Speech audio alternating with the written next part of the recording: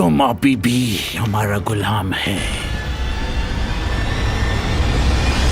આઝાદી એ આપવાની જણસ નથી, માનવાની વાત છે ને અમે તો અમારી જાતને ક્યારના આઝાદ માની ચૂક્યા છે, પણ હવે એ દિવસો દૂર નથી જ્યારે તમારે પણ અમારી આઝાદી માનવી પડશે.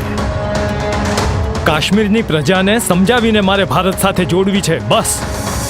પહેલા ભારત સાથે જોડવાનું ને પછી સમજાવવાનું કામ કરશો ને તો સહેલું રહેશે. આ દેશની સરકાર મુસ્લિમ લીગના હાથમાં હોય એમાં મને કોઈ વાંધો નથી દેખાતો સરદાર.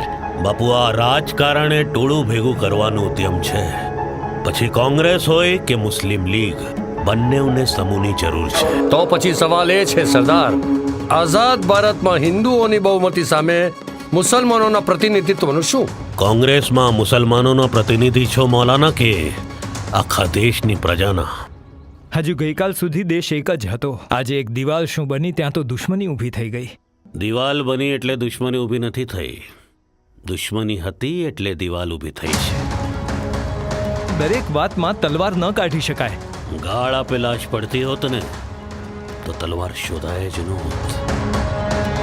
તમારા વિશે ઘણી ફરિયાદો સાંભળી છે સરદાર. આ દેશમાં માત્ર એક જ રોગ છે, ગરીબી. હું હિન્દુ મુસલમાનને ખુશ કરવા માટે સત્તા ઉપર નથી બેઠો, એમને સુખી કરવા માટે બેઠો છું. તમે વડાપ્રધાન ના બની શક્યા એ વાતનું શું છે? લોકોને સારું લગાડવાનું નહીં, પણ એમના માટે જે સાચું અને સારું છે એ જ કરવાનો પ્રયત્ન કર્યો છે.